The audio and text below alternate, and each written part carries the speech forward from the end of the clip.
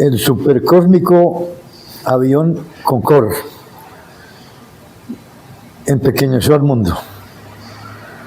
Hay gente, o todavía habrá gente que desayuna en Nueva York y almuerza en París.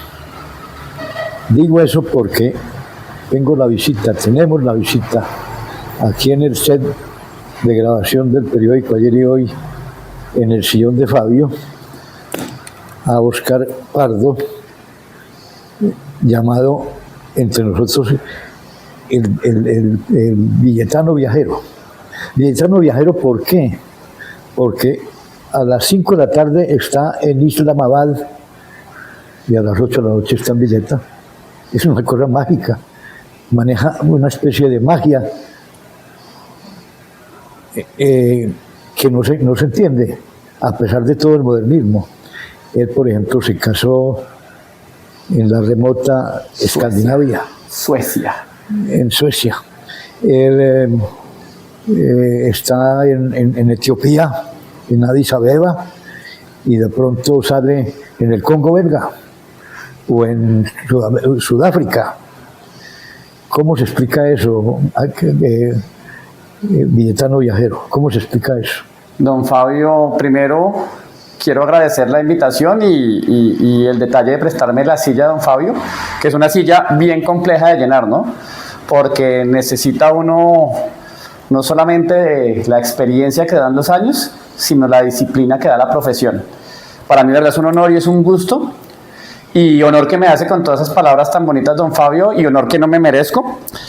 Yo creo que, al igual que muchos, creo que la magia existe en cuanto queramos creer que existe, en cuanto queramos creer que es posible. Y los medios de comunicación nos permiten hacer esa serie de hechizos, de sortilegios y de conjuros que nos permiten a nosotros, los creadores de contenidos, como don Fabio, estar en muchas partes al mismo tiempo. Yo tuve la fortuna en algún momento de la vida de poder visitar varios lugares del mundo en unos tiempos que parecen traídos de cualquier historia de ciencia ficción, pero no se compara con la posibilidad que tenía el periódico Ayer y Hoy de llegar en el mismo día a Honda, a Quebrada Negra, a los Estados Unidos, y también viajaba. Y eso es muy importante lo que digo, don Fabio, porque la magia la hacemos los que queremos hacerla y los que creemos hacerla. ¿Cómo hacía yo para estar en dos lados al mismo tiempo? Era muy sencillo, la opción me la daban ustedes. Hacían esto y podían verme en cualquier lugar, pero si hacían esto, podían dejar de verme. Con un clic. Con un clic nos veían y nos dejaban de ver. Y es el poder de los que están detrás de la pantalla. Ahora, muchas personas nos vieron, don Fabio, no solamente a mí, sino a mi esposa, moviéndonos y recorriendo y conociendo y llenándonos de anécdotas y haciendo algo que se lo voy a contar en primicia, don Fabio, que muy pocos saben que es lo que más nos llena de orgullo del viaje, y fue la posibilidad que tuvimos de hacer que muchas personas en muchos lugares del mundo dijeran la palabra Villeta. La palabra tiene poder. Y yo quiero a mi municipio, de verdad, yo me siento villetano más que cualquiera. ¿Tú crees que Villeta entonces es una especie de varita mágica? Por eso, solamente por ese detalle se llamaba el billetano viajero. Y cuando uno le explicaba en inglés a alguien, oiga, mire, es que yo hago un programa de televisión for a little town that is called Villeta, para un pueblo que se llama Villeta, that is located in the middle of Colombia, que está ubicado en la mitad de Colombia. Please send us a message for Villetan people. Todo el mundo, wow, Villeta, ¿qué es Villeta? Y buscaban en el celular y empezaban a mirar y decían, wow, y uno decía, qué chévere. Tenemos, como dice don Fabio, la varita mágica en 7 letricas, Villeta. Esas 7 letricas abrían el portal para que la gente llegara hasta acá, porque más importante que las historias de ellos llegaran hasta acá era que nuestra historia llegara a ojos de un belga, a ojos de un egipcio, a ojos de un irlandés, y decir Villeta. ¿En qué país quedó sorprendida la gente con mayor auge respecto de esa palabra mágica llamada Villeta? Yo creo que en el África central, pasa algo muy interesante y es que todos nos sentimos como en casa. Hay una teoría de la separación de los continentes que se llama la Pangea, ¿no? Al principio la Tierra estaba unida y los movimientos tectónicos fueron haciendo que los continentes se separaran y quedaran cuerpos de tierra rodeados por océanos, pero en teoría en algún momento éramos todos uno solo y estábamos ubicados, la mayoría de los seres humanos, en el centro de África. Entonces cuando uno llega al África uno se siente como en casa, y cuando uno empieza a hablar con un africano y el africano se da cuenta que en Colombia no solamente somos blancos, sino también hay mestizos y también somos negros, te abren la puerta para conversar mejor, como wow, that's Colombia, eso es Colombia, amazing, there is black people there, hay negros allá. Y luego si te dicen, ¿puedo ver tu villa? Tu villa, porque ellos viven en villas, en aldeas. Aldea en inglés sería como village, viven en aldeas. ¿Puedo ver tu villa? ¿Y cómo se llama tu villa? Y uno dice, mi villa se llama Villeta. Es una villa pequeña. Es nuestra pequeña villa. E inmediatamente, wow, ustedes también viven en villas como nosotros. Yo sí, vivo en Villeta, en la villa pequeñita. En el África fue muy fácil. Y obviamente ya cuando uno les muestra a los países que están mucho más al norte del mundo, uno les dice, mire, Villeta, wow, ¿y cómo es el clima allá? 28 grados. Dicen, maravilloso, 28 grados. ¿Y cuánto es la temperatura en invierno? Invierno. No, en invierno es 26. 26 grados, o sea, todo el año está así. El paraíso. ¿Y a qué hora se oculta el sol? A las 6 de la tarde. ¿Y a qué hora sale? A las 6 de la mañana. ¿Cuándo? Todo el año. ¿Todo el año? Eso es un paraíso. Aquí en invierno no tenemos sino máximo 2 horas de luz solar. Y en el peor de los momentos no lo vemos.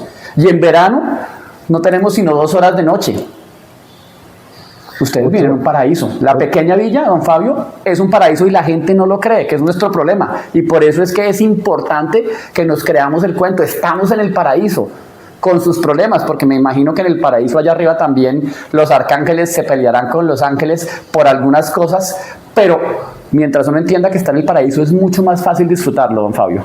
Pero entonces tú, oriundo del paraíso, funcionando y operando y trabajando en el paraíso, tú tuviste que estar en el paraíso bíblico entre el Tigris y el Éufrates, ¿o no? Sí, señor, por fortuna, no solamente entre el Tigris y el Éufrates, también estuve al lado del río Rin, en el Danubio, en el Sena. Y hay algo que pasa mucho y miro la cámara para decírselo sobre todo a los que están en el colegio. Cuando uno está en el colegio, ojalá siga esa buena práctica. En mi época era así, me imagino que en la de don Fabio también, en la de doña Leonor, en la de don Abel era así, nos ponían a dibujar los mapas, ¿cierto? Entonces el mapa de Colombia, 3 cordilleras, fuentes hídricas, dibuje y dibuje y dibuje. Y de pronto nos empezaron a enseñar historia de Europa. Y uno decía, pero yo estoy en Villeta, yo, ¿qué valor le saco a aprender de la historia de Europa? ¿Qué le entiendo yo que el río Nilo, que los Alpes suizos, que el Cáucaso?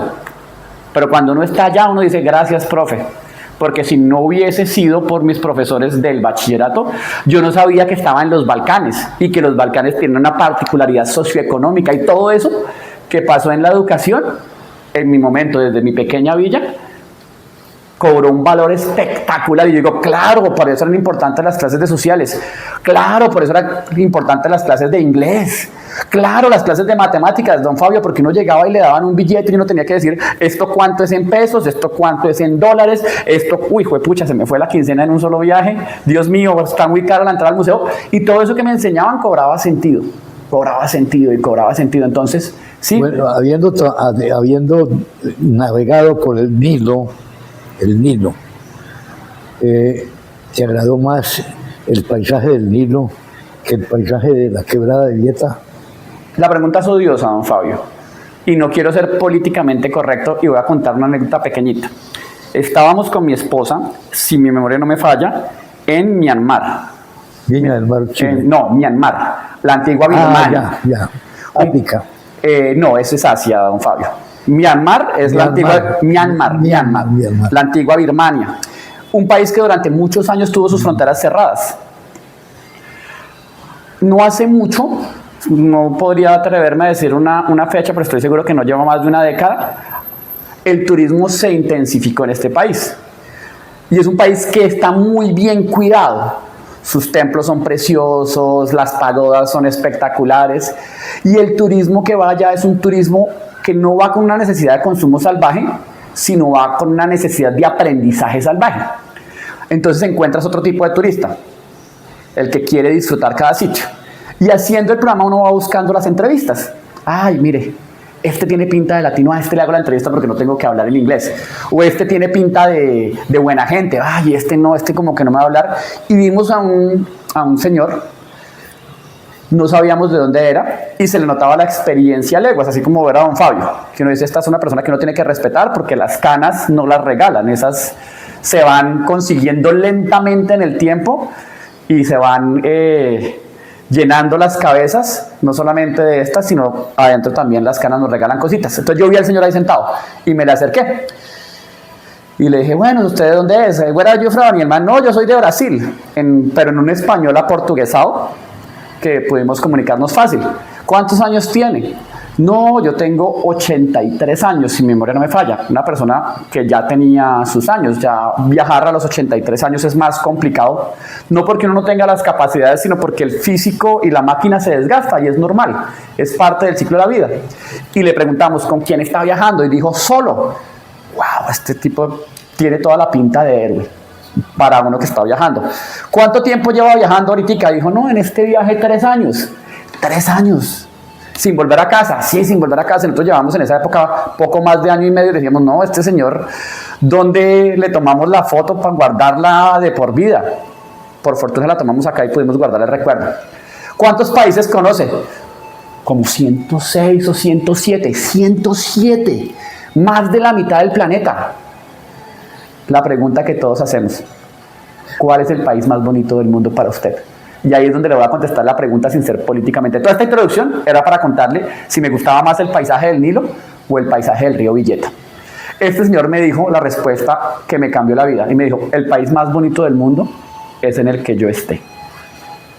Lo que dice Petro, que Petro dice que el país más hermoso del mundo es Colombia.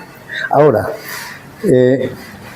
usted puede comparar, tú puedes comparar la iglesia de San Miguel Arcángel con el Taj Mahal. No, son incomparables por varias razones.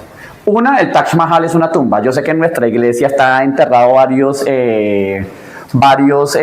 personajes ilustres, entre ellos San Clemente, cuenta la leyenda, no estamos seguros, pero sigue siendo una iglesia, mientras que el Taj Mahal se construyó como una obra de amor para una mujer y le construyeron la tumba perfecta. Entonces son incomparables y además representan dos culturas que, aunque tienen muchas conexiones, también tienen muchas diferencias, que es la cultura cristiana, la judeocristiana nuestra, que viene con una herencia europea, y la cultura india, que tiene unas raíces propias. Nosotros tenemos en Colombia 200 años de historia, en Occidente cerca de 3.000 años contra 7.000 u 8.000 años que tienen los indios. Entonces son culturas incomparables y eso no quiere decir que sea más bonita la iglesia de San Miguel Arcángel que el Taj Mahal. Sin embargo, cuando uno está en problemas, uno lo primero que hace es ganar el judeocristiano y San Miguel Arcángel, dame una manito mano porque esto se viene para arriba. Yo jamás digo Brahma, Vishnu, Ganesha, ayúdame, no, eso es Padre, Hijo, Espíritu Santo. Amén. Écheme la mano. Son diferentes, son incomparables, pero mis raíces son esas, la de la iglesia de San Miguel Arcángel. Y entre las pirámides de Egipto y las Torres Gemelas de Nueva York, ¿qué diferencia estableces tú con eso? La primera es que las Torres Gemelas desaparecieron del mapa. Esa es la primera diferencia. Ya no son gemelas. Ya no son gemelas, ni mucho menos son torres. Ahora es un memorial, un sitio para recordar a las víctimas de ese hecho catastrófico para la humanidad. Ahora, también pertenecen a dos civilizaciones diferentes, el mundo árabe y el mundo occidental, que son otros dos mundos. Así teníamos el mundo indio, ahora nos vamos para el mundo árabe. Las pirámides de Egipto están en el mundo árabe, sin embargo no representan al mundo árabe. Las Torres Gemelas están en el mundo occidental y sí representaban a la que podría llamarse la influencia más grande del mundo occidental, que es el capitalismo. O sea, las Torres Gemelas eran ubicadas en el World Trade Center, que traduciría como el centro mundial de los negocios, donde se hacían negocios, donde se movían negocios. Ahora, no quiero desencantar a nadie, las pirámides de Egipto son súper lindas, pero Giza, que es el pueblo donde está, no es tan chévere y es muy raro, porque uno ve las pirámides que uno siempre ha querido ver en televisión en la mitad de un pueblo que no es tan bonito, que es un pueblo que se ve dejado y se ve sucio, porque pues Egipto es un país que, como Colombia, tiene mucha inequidad y mucha diferencia social, y eso afecta a los paisajes, y eso afecta a los lugares, y eso afecta a todo. Si recibiera una recomendación, don Fabio, y ojalá doña Leonor me lo pueda llevar para allá, no vaya a las pirámides de Giza, váyase o a Luxor, que es el Valle de los Reyes, donde enterraban a todos, donde encontraron la tumba de Tutankamón, que eso es espectacular, o si tiene ganas de sentarse en un tren mucho tiempo, váyase hasta Abu Simbel, que es al sur de Egipto, donde están esos monumentos gigantescos que todos tenemos también referenciados, que son más bonitos que las pirámides de Egipto, sin decir que no son bonitas. Es más, un gran recuerdo que yo tengo del viaje fue haber estado dentro de la pirámide, como que caminar en la pirámide y hacer una entrevista dentro de la pirámide y sofocarse dentro de una pirámide. Pero el mundo es mucho más que los highlights. ¿Y qué pasa? Y cierro con esto para que me pueda hacer la siguiente pregunta, don Fabio. Cuando a la gente le dicen Colombia, la gente dice Cartagena, Medellín, Bogotá, últimamente Cali, que es la capital mundial de la resistencia y está trayendo a muchos turistas. Los más osados dicen la Mesa de los Santos, algunos dicen Villa de Leyva, Barichara. ¿Son sitios que hay que ver? Sí. ¿Son lindos? Sí. Pero nadie dice ni Maima, Nocaima, La Peña, Vergara, Villeta. ¿Qué tienen ellos que nosotros no tengamos? Simplemente una mejor publicidad, simplemente son un highlight. Y lo mismo pasa, todos vamos a las pirámides de Giza y no sabemos que hay otros sitios más lindos en Egipto. Aquí pasa lo mismo. Y uno de esos sitios se llama, nuestra varita mágica, Villeta. Viajero, pero tú con la varita mágica de Villeta, ¿cómo hiciste para manejar más de 20 o 30 idiomas? ¿Por qué? ¿Cómo? Es una buena pregunta. Tuviste que hablar sueco en Suecia, tuviste que hablar alemán en Frankfurt, tuviste que, desde luego... Tailandés en Tailandia. Tailandés en Tailandia. Sin chao en vietnamita, que es hola. Que es adiós, perdón. No es hola, sin chao, que es hola. Kapunka, que es gracias en tailandés. Shishen. Annyeonghaseyo en coreano. Privet, que es hola en ruso. La verdad, Hakuna Matata, que es todo bien en Swahili. La verdad uno no los aprende, don Fabio. Sin embargo, uno se deja aprender de la cultura. Uno no lo aprende, sino la cultura lo aprende a uno. Y uno sabe que tiene que adaptarse lo más rápido posible para poder disfrutar de la experiencia el mayor tiempo. Y tengo una anécdota muy bonita, en Rusia particularmente. Dos personas que quiero mucho y ojalá vean este video, Alonso y Maíta. Maíta es una profesora de ciencias sociales y Alonso tiene una finca que se llama El Bócholo y es un espectáculo de tipo. Su hijo es actor, hizo una película que se llama El Man del Porno, para que ubiquen a Alonso. El protagonista del Man del Porno es el hijo de Alonso Restrepo. Nos los encontramos haciendo fila para comprar la boleta para entrar al Kremlin en Moscú. Rusia, un país espectacular. Ellos no hablaban una palabra de ruso. Ya me di cuenta que me encontré en la fila a don Fabio Rincón y a doña Leonor Mosquera solos, sin hijos, sin apoyo, solos y sin hablar una palabra de ruso y sin hablar una palabra de inglés. Uno cuando está viajando, y no hablo de viajar entre países, sino cuando está viajando en la vida, uno tiene una misión y es la de poder echarle la mano al otro. Tenemos que ayudarnos, eso es indiscutible, eso es un no. Y yo los vi y dije, ayudemos, le dijimos con Natalia, venga, y nos hicimos amigos de ellos dos, les ayudamos a comprar la boleta del Kremlin, y ella nos dijo, tenemos que ir a San Petersburgo a conocer el Hermitage. Ya le voy a terminar de contar la historia a don Fabio para que vea lo bonito que son los idiomas. A conocer el Museo del Hermitage. Dice la leyenda que el Hermitage, si uno parara un minuto en cada obra, se demora 5 años viendo toda la colección. Los relojes. Los Fabergés, los huevos, hay obras de Picasso. Es un museo espectacular que no tiene nada que envidiarle al que es el más famoso del mundo, que es el Museo del Louvre. Maíta nos dijo, vamos a ver la historia de Catalina la Grande, vámonos para San Petersburgo, buscamos avión, no hay. Busquemos tren, no hay. ¿Y en qué se fueron a Petersburgo? Fuimos a buscar un carro. Alguien nos dijo, vayan y contraten un carro. Y llegó Alonso Restrepo y vio a un kazajo, a una persona de Kazajistán, y le dijo, mire señor, yo necesito irme ya para San Petersburgo y quiero llegar esta noche. ¿Cuánto me cobra? Y el kazajo, no tengo ni idea de kazajo, pero le diría algo como 200 euros, listo, yo se los doy. El uno hablaba en kazajo, el otro hablaba en español. Se entendieron, cerraron la negociación, llegamos a San Petersburgo, comimos en McDonald's e igual. Paramos en el McDonald's y Alonso le dijo, pida lo que quiera que yo le gasto. ¡Ay, ¡pum! Se pagaron y se entendieron. ¿Cuál es el secreto de las lenguas entonces? La capacidad que tengamos para comunicarnos de verdad. Y aquí cito un ejemplo. Yo tengo una perra que adoro montones que se llama Sua. Y mi perrita en particular hace un esfuerzo muy grande por comunicarse conmigo. Me cambia las orejas, me cambia la mirada, me sonríe, me llora. Mientras que yo, de una manera inocente y tal vez odiosa, no hago ningún esfuerzo de comunicarme por ella. Y le digo, Sua no, Sua siéntate, Sua arriba. La comunicación, don Fabio, es la diferencia, no el lenguaje, la comunicación. Uno ve en la calle y uno sin necesidad de hablar el mismo idioma dice, esta persona necesita ayuda. A veces vale más una sonrisa que una palabra. Viajero, tú, habiendo recorrido el mundo, o por lo menos medio mundo. Un partecita, don Fabio.